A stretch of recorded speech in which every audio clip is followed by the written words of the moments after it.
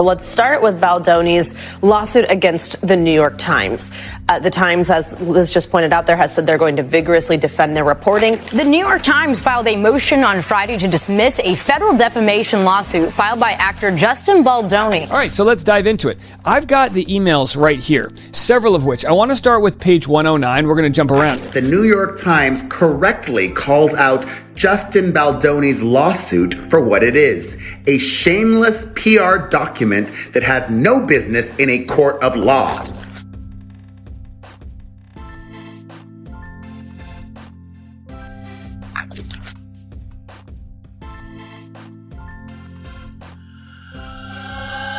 The drama surrounding Justin Baldoni's lawsuit against the New York Times just took another wild turn. Newly uncovered emails reveal surprising details about how the publication handled the situation, from extreme deadlines to altered messages and even accusations involving Baldoni's publicist. Back in December 2024, the New York Times published an article titled, "We Can Bury Anyone," inside a Hollywood smear machine. The report claimed that Justin Baldoni and his team were behind a smear campaign against Blake Lively. But Baldoni insists that none of it is true. Let's break it all down. But according to this New York Times article that includes screenshots, emails from Justin and his PR crisis team, it seems they use those things to their advantage to try and bury this other story of how Justin was on set. Because according to the complaint, her filing includes excerpts from thousands of pages of text messages and emails that she obtained through a subpoena. These and other documents were reviewed by the New York Times. He wants to feel like she can be buried, a publicist working with the studio and Mr. Baldoni wrote in an August 2nd message to the crisis management expert Melissa Nathan. "You know we can bury anyone," Miss Nathan wrote. In the following weeks, Miss Nathan, whose clients have included Johnny Depp and rapper Drake and Travis Scott, went hard at the press, pushing to prevent stories about Mr. Baldoni's behavior and reinforce negative ones about Miss Lively. The text messages show Jed Wallace, a self-described hired gun, led a digital strategy that included boosting social media posts that could help their cause. And I just want to say that the New York Times did make the full complaint public, so if you want to read through the entire complaint and see all of these screenshots yourself, it is there for your public viewing in case anybody wants to second guess whether this is real or what the heck. Baldoni didn't just deny the accusations. He took it a step further. He hit the New York Times with a $250 million defamation lawsuit. That's right, $250 million. NBC News legal analyst Danny Cevallos for more on this. Danny, good morning. Thanks for being here. Quite a talker. Let's start with Baldoni's lawsuit against the New York Times. The Times, as Liz just pointed out there, has said they're going to vigorously defend their reporting. Walk us through what each side would need to prove here. Baldoni and the other plaintiffs need to prove that the Times made false statements and that they either knew the statements were false or recklessly disregarded the falsity of those statements. Basically, it's like the proverbial ostrich sticking their head in the sand and ignoring facts that would have led them to publish something different. And that, in addition, they need to show damages. This is why defamation is one of those things that everybody always talks about, but really not often do lawyers find a defamation case interesting enough or appealing enough to actually file. And it's because proving damages, you need to show that the false statements actually caused you professional harm. That's really difficult to do. But in the case of actors, there is a case to be made that, hey, I got this bad press and then I missed out on this movie and this movie would have netted me $10 million. A similar theory in, say, the Johnny Depp Amber Heard defamation cases. So you are seeing a trend where in Hollywood, defamation has a unique set of facts where it actually is worth it to file suit. As we saw there, it looks like Baldoni does plan to sue Lively. For her part, a couple days ago, she filed a suit against him, accusing him of sexual harassment and retaliation. That suit filed in New York. So if Baldoni's lawyers do file a suit against Lively, what happens? Do these get coupled together into sort of one case? Do they go on separate tracks? Explain what happens. They could. There are procedural rules that allow for consolidation of cases. I actually think maybe the New York Times lawsuit could remain separate. Baldoni wasn't messing around. His attorney, Brian Friedman, made it clear they have solid evidence to back their claims, and in fact, Friedman even said he's willing to release text messages to the public to prove that some of the messages in the New York Times report were edited and that they actually came from Blake Lively herself. Hey guys, good morning. Well, Justin Baldoni's attorney, Brian Friedman, tells me they're not done taking legal action following their lawsuit against the New York Times, adding that he plans to release even more text messages between the co-stars. Friedman insists the truth is in those documents and that Blake Lively is the one who used her power and influence to take control of the film. Lively's team, though, they're saying they're going to defend her accusations in court. Thank you. For the first time, the lawyer for Justin Baldoni is speaking out, saying the actor's libel suit against the New York Times will not be the last lawsuit in his client's legal battle with co-star Blake Lively. Do you plan to sue Blake Lively? Absolutely. You will? Yes. And what will you allege in that suit? Well, we're working on it now. Brian Friedman firing back at Lively's bombshell lawsuit, alleging she was subjected to sexually inappropriate behavior on the set of the film It Ends With Us, which Baldoni also directed. But how likely is it that Baldoni will actually win this case? According to legal expert Kevin Goldberg, it won't be easy. Defamation lawsuits, especially against major news outlets, are notoriously difficult to prove. But the lawsuit by Justin Baldoni against the New York Times alleging 4 different counts: defamation, false light invasion of privacy, promissory fraud, and breach of implied contract. And it is a 90-page complaint with a lot of factual allegations in there. We can talk about why they might be in there or what that means. But really what we are seeing here is a different way of having your back and forth, your conflict play out in courts. Let's talk about what is in those almost 90 pages there. When you're looking at that, when you're seeing different text messages, different facts, different claims, what sticks out to you? And does he have a strong case against the New York Times? Well, it is a lot of factual recitation and probably 2/3 to 3/4 facts, and then they get to sort of the legal claims at the end. And what we have to understand here is anytime a public figure, that's what the law calls a celebrity in these defamation cases. And that would include not only Justin Baldoni, but I think his production company, Wayfarer Productions, as well as the PR people and others that are joining him as plaintiffs in this lawsuit. Anytime that these public figures bring a defamation lawsuit, they have a really high bar to overcome.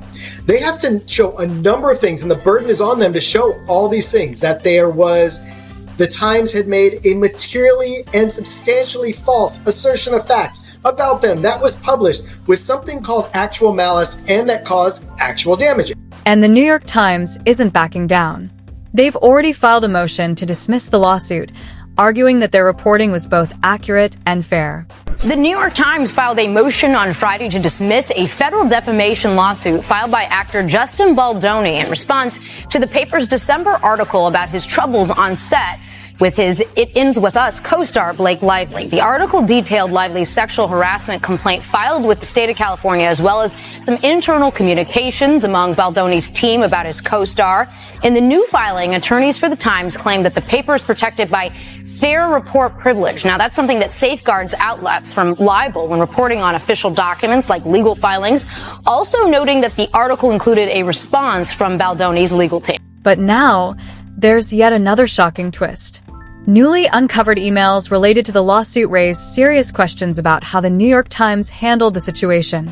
According to these emails, the publication spent 2 months compiling a long list of accusations, yet they only gave Justin Baldoni 1 day to respond. That's right. They worked on this for 2 months, but expected Baldoni and his legal team to reply in less than 24 hours. So here's the email from Megan Toohey. For Friday, December 20th, winter solstice, the shortest night of the year, or I should say shortest day of the year, longest night of the year. Urgent questions from New York Times. Mr. Baldoni, we are reporting, and by the way, we will show the parts of this email that are in bad faith. Mr. Baldoni, we are reporting about a crisis communication operation conducted on behalf of you, Jamie Heath and Wayfarer Studios, to protect your reputations and harm Blake Lively's, as described in a legal complaint filed today. Now, the question is, so the legal complaint was filed and they already have so it feels to me like they're trying to make this look like they didn't have the information ahead of time, which we damn well know the metadata shows they were working on this, back in October. But what's interesting is they say not only is it protecting his image, but harming Blake Lively's. And that's what the whole case is going to be. Was he trying to harm Blake, or was he trying to just protect himself? The effort was undertaken last summer out of concern that complaints Miss Lively had made during the filming of It Ends With Us would become public during the movie's rollout. Again, why would Justin Baldoni and his prized film, the biggest movie they've ever made, they've got money on the line, why would they want to roll out Blake Lively's accusations against them? I'll tell you what, if anyone ever accused me of something, true or not, I'd rather not talk about it publicly. And if that wasn't bad enough, there's more. It turns out the New York Times sent slightly different versions of the same email to everyone involved in the lawsuit. This means no one saw the full picture of what the article would say before it was published. Because of the ridiculously short deadline, Baldoni's team could only send a brief response before the article went live. This raises a serious ethical question. Was the New York Times doing this on purpose? Because even though the Times gave them until noon the next day, which, by the way, emailing people on a Friday night and say, by noon on this Saturday, tomorrow, you better respond and tell me everything you want to say, like, that's ridiculous to me. So like I said, she sent just slightly different variations of this email to all the parties. This was the one to Justin. So I'll just read to you some of the tiny different details. During shooting, Miss Lively brought complaints to you and Mr. Heath about alleged sexual and other inappropriate conduct. She claimed you had improvised unwanted kissing with her and discussed your sex life, including encounters in which you may not have received consent. She claimed that Mr. Heath had shown her a video of his wife naked and that he watched her in her trailer when she was topless and having body makeup removed, despite her asking him to look away. She alleged that throughout filming, you and Mr. Heath invaded Ms. Lively's privacy by entering her makeup trailer uninvited while she was undressed, including when she was breastfeeding her infant child. And we know that's not true, because she invited him in the trailer. Miss Lively had expressed concerns about you from the beginning. Before shooting, she objected to some sex scenes you wanted to add that she considered gratuitous. With the support of Sony, the film's distributor, she made her own cut of the movie, bringing in editors and a composer, and adding in a Taylor Swift song. Wayfair and Sony went with Miss Lively's cut, and she got a producer credit. Before the release of the film, Colleen Hoover, Miss Lively and other cast members, informed Sony and Wayfair that they would not do any publicity appearances alongside you during the rollout of the film. Miss Hoover had experienced frustrations with you and became upset when you told her about Miss Lively's allegations at a dinner last spring. You worried that the unfollow situation is what everyone is pointing at, seemingly that something is much bigger under the surface. As why would they all unfollow? And a member of the PR operation responded, "We flagged to Jed and his team as well." Sales of her hair care line plummeted. And just when you thought things couldn't get any crazier, there's more. Initially, the New York Times claimed they had reviewed all the documents in their reporting. But now, it's been revealed that many of the text messages they used were edited before publication, something Baldoni and his team later exposed. That's a big deal, because if those messages were altered, it means the New York Times may have misled the public about what really happened. Learned that Miss Lively filed the legal complaint against you, Mr. Heath, Steve Starowitz, Wayfair, Melissa Nathan, Jed Wallace, and Jennifer Abel, alleging harassment, retaliation, and aiding and abetting of harassment and retaliation, amongst other claims. The claimant claims misconduct by you and Mr. Heath during filming, including repeatedly violating physical boundaries and making sexual and other inappropriate comments. Blake would have been the only person who would have ever leaked this. It doesn't help anybody. The complaint includes a side letter to her contract signed by Mr. Heath, in which the studio agreed to install more safeguards during filming and agreed not to retaliate against Miss Lively. She is now saying you violated the terms of the letter. The complaint includes extensive private text messages and emails that she obtained through a subpoena and that document the crisis communication operation. They include exchanges involving you, Mr. Heath, and the crisis communication team headed by Miss Nathan. The New York Times reviewed these along with other documents. Oh, they reviewed them! Did you review the missing emoji? We are seeking your response to the claims of misconduct and retaliation through this PR campaign, and we would welcome the opportunity to talk with you on the record. We're also sharing the other findings from our reporting below. Please offer any on-the-record comment as well as any other information you think we should know. Additionally, please notify us of any inaccuracies. We need to hear back from you tomorrow by noon Eastern. So they send this out at 9:43 p.m. Friday and say we need to hear back from you. And Baldoni isn't the only one in the crosshairs. And another shocking twist. Emails sent to Baldoni's publicist, Jessica Abel, revealed that the New York Times accused her of running a defamation campaign against Amber Heard while working for Johnny Depp. Here's an email to, and it's redacted, but then it says Ms. Nathan. So this is where it gets a little different. She says, "You have worked with high-profile clients, including Johnny Depp, whose ex-wife Amber Heard accused him of physical abuse. He successfully sued Ms. Heard for defamation, and the trial became a spectacle amid suspicions of an online campaign to damage her credibility. In the text messages, you reference your involvement in that campaign.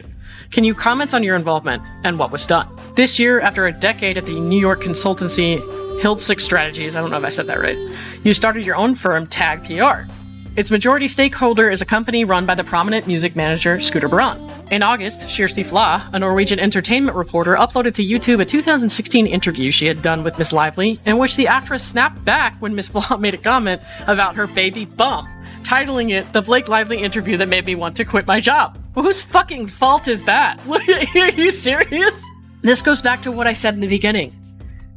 Nobody needs to hire a PR firm for a retaliation campaign when the person that you would be retaliating against is actually just making herself look like a cunt all on her own. In 2022, in the midst of Mr. Depp's legal battle with Miss Heard, Miss Flaw posted clips of her interviews with the actor, tagged Justice for Johnny Depp. And? What's your fucking point, Megan? This is her email to Sarowitz. Specifically, the legal filing asserts that you divulged at the film's New York premiere on August 6th that you were prepared to spend $100 million to ruin the lives of Miss Lively and her family.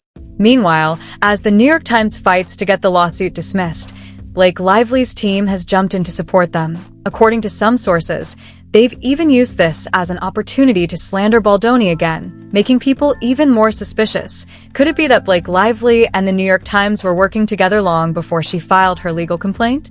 Some are starting to believe this was coordinated from the very beginning. And so on and so forth. But what's extra interesting to me is what the princess of evidenceless is saying about this move from the New York Times. In a statement, the alleged nose job recipient says, quote, "In its motion to dismiss, the New York Times correctly calls out Justin Baldoni's lawsuit for what it is, a shameless PR document that has no business in a court of law.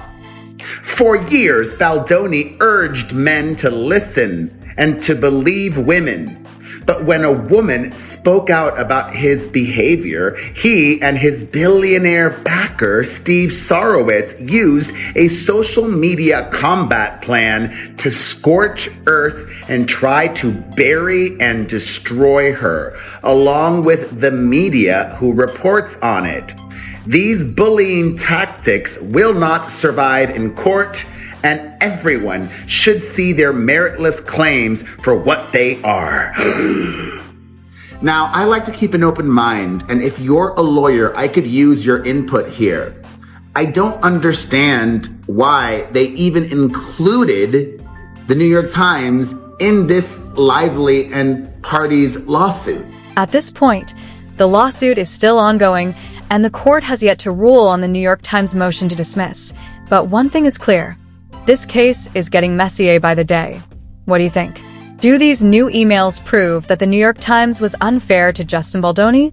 Was this a deliberate attempt to silence him, or was the paper just doing its job? Drop your thoughts in the comments below, and don't forget to like and subscribe for more updates on this wild Hollywood legal battle. Thanks for watching, and I'll see you in the next one.